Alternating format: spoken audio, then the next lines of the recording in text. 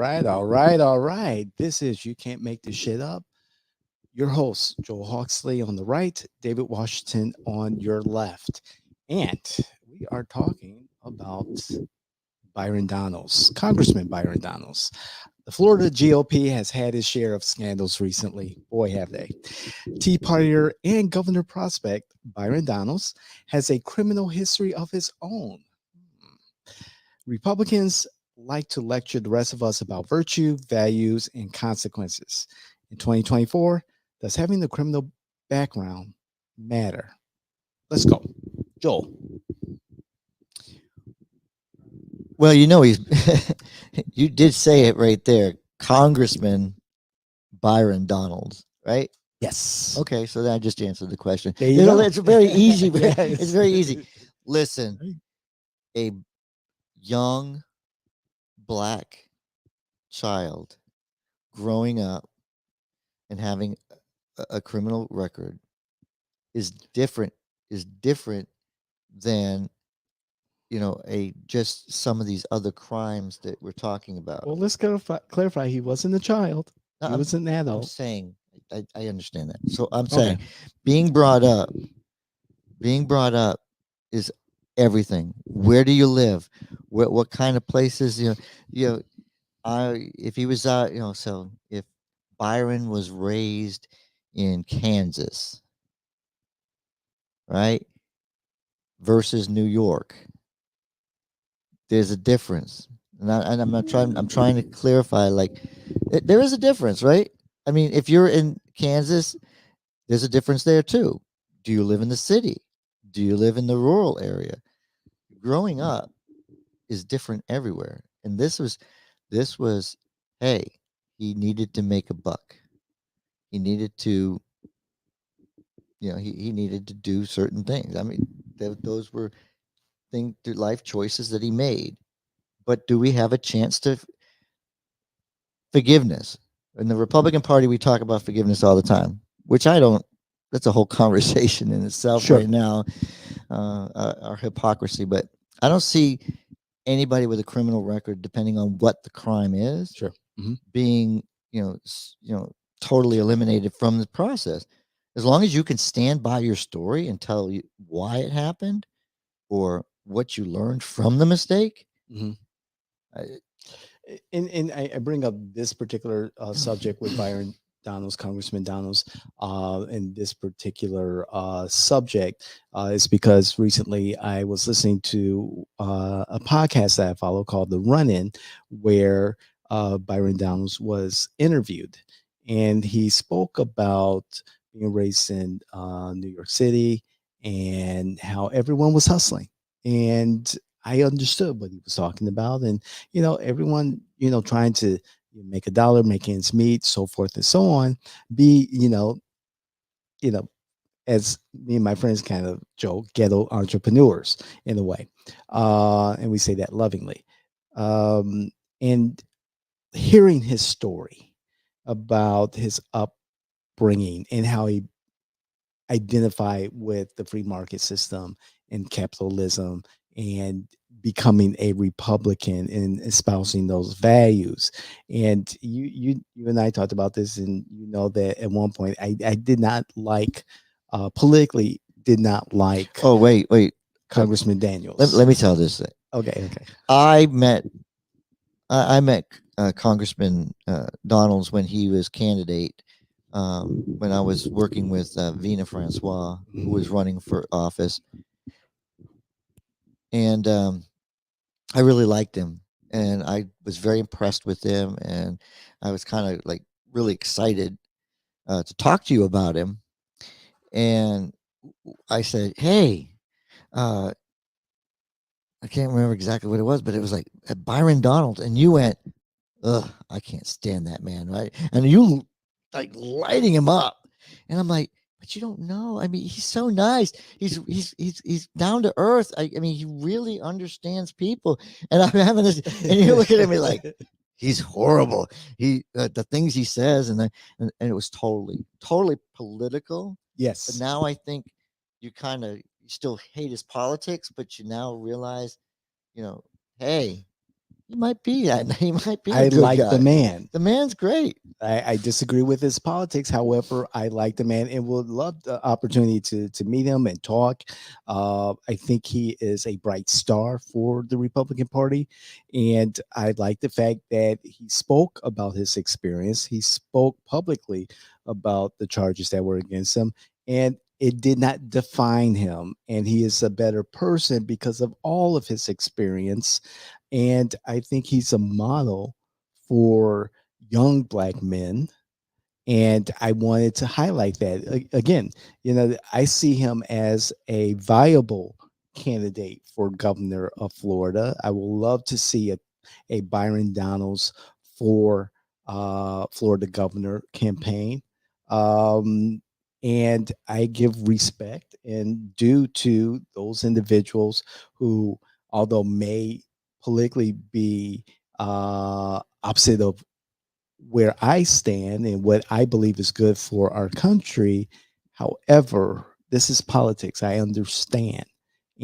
But as far as he as an individual, I respect him, and I like what I see so far. And it's my personal growth and understanding how he grew to be a black conservative. Let me pull back how he grew to be a conservative. I look. I'm picturing right now Matt Gaetz and Byron Donalds. In a gubernatorial race, and I'm like, they're both they both bring so much of their personality Mhm. into their politics.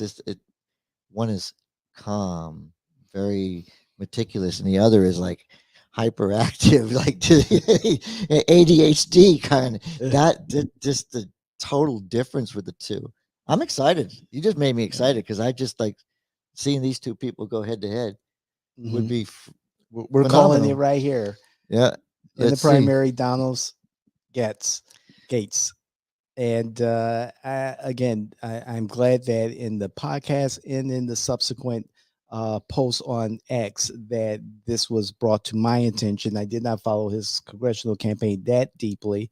Well, there was So nothing to follow. Once he won his it primary, was I mean, over, it right? was It was over. over, I right? mean, this is an area where I really wish I had watched his primary because I would have known more about him. But I'd met him after his primary Mm. because he was able to actually go around the state and help other candidates because it's one of those places where I do have to go back and campaign, but it's pretty sure that the Republicans never lost. And I like the fact that he pushed back against DeSantis on some of these cultural war issues.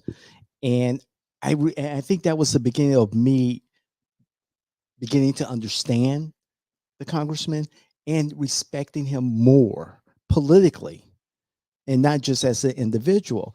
And so, and this is what we talked about before about the Republican Party broadening its appeal to a larger demographic.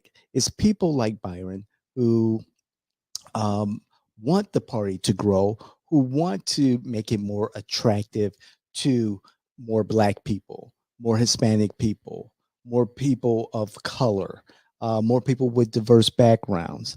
And Byron Donalds, Congressman Byron Donalds, is the future of the Republican Party, or part of that future of the Republican Party. Well, just like when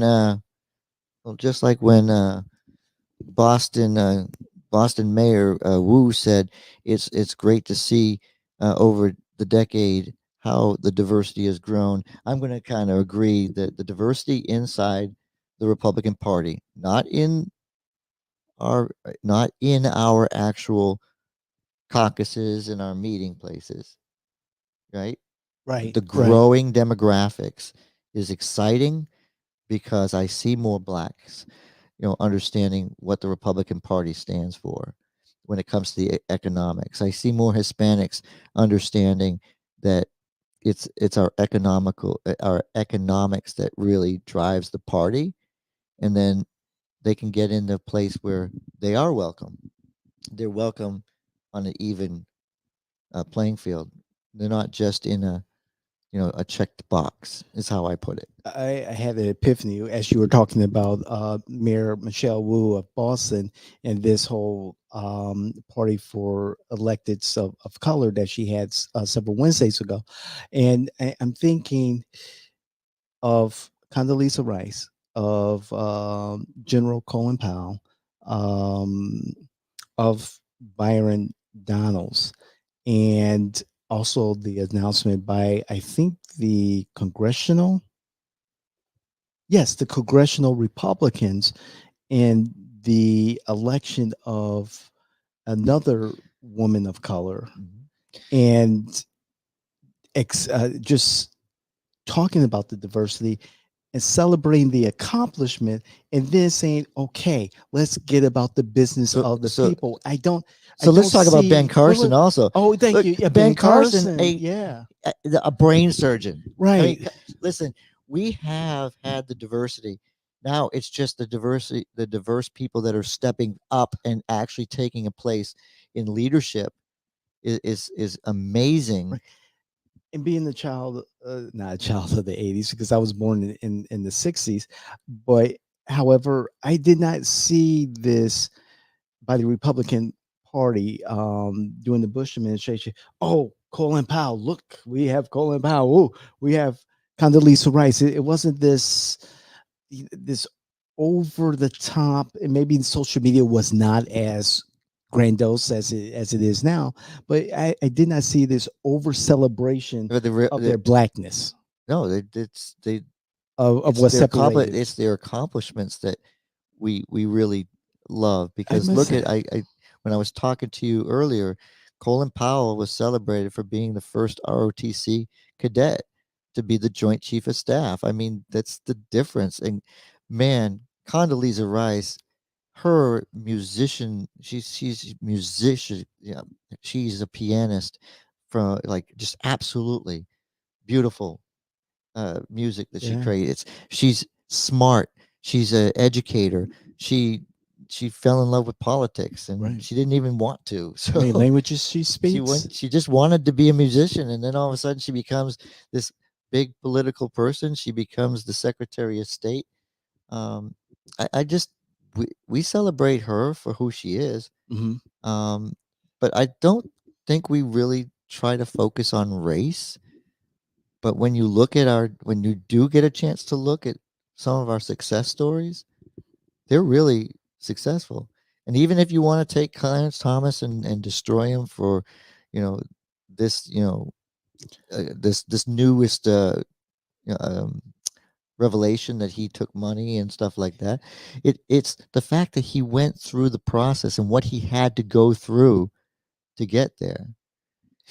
It's tough. I did on, I think that, yes, it was the David Washington show. I talked about Clarence and Jenny Thomas, and did a little bit of a deep dive on the PBS Frontline expose on Justice Thomas, and I'm still conflicted with Justice Thomas. The conflict is one, the, of course, his Senate hearing for being nominated to the Supreme Court.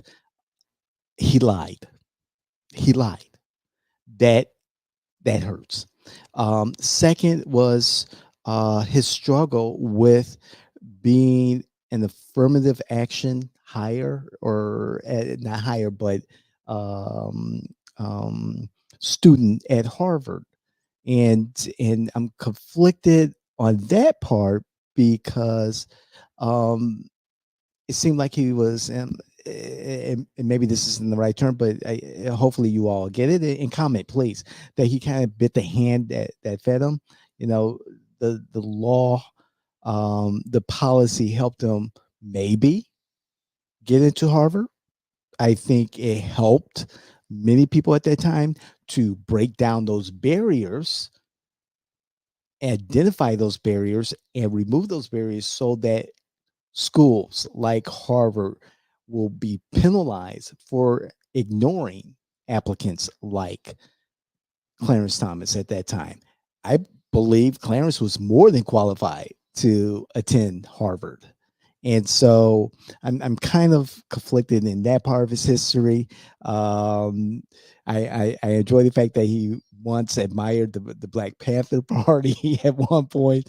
However, again, that his Senate hearing testimony, it bothers me. Well, I mean, he's never been prosecuted for perjury before Congress, so Right. I'm not going to say that he lied to Congress. As No, no, no, it, no. He lied to the committee. He lied to the American people. okay, well, that's a He different wasn't forthright with the that's a different full truth. conversation. I watched his hearings very closely I because it's the first time I learned about all kinds of things that I didn't know about. yes, yes. I mean, I rewatched it. it was like, Yes, hey, but and the way hindsight is and the way 2020. yeah, and the way he sat there, and his demeanor was, I was totally captivated by how he Staged. listen. That's a lot of pressure now. And even growing up, I'm kind of going, and Anita, I feel for her too. Like it was a very tough hearing. And I just want to remind you that Joe Biden voted yes. I know. And that's my final word. Thank you very much, David. I appreciate it because I got a good dig in. But, hey, listen, love the show. Love the fact that, there's so much content because you can't make this shit up. Can't. Again, as David always says, like, share, subscribe, keep yourself in the know. Get our newsletter. David's done an incredible job with the talent that he brings in, and the talent that write for our our newsletter are great. And keep your eye on. There's a lot of new stuff coming out. David has led us to a lot. We're always innovating. We're always thinking outside the box. We're always thinking about what's the next best thing for you, not for us.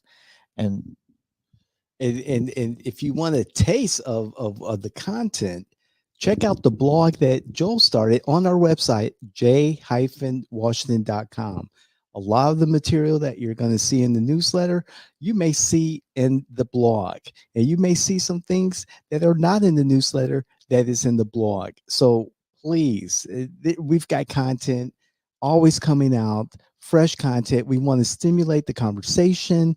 We'd love to hear from you. I enjoy commenting. Sometimes get a little snarky. It is what it is, right? However, I on the suggestion of one of our commenters, I went to Missouri. And I didn't get a chance to go. I drove through St. Louis. I did not stop, but well, my brother lives close to there, so if you need anybody to do it on the spot, I'll get my brother to go over there and do some commentating for us.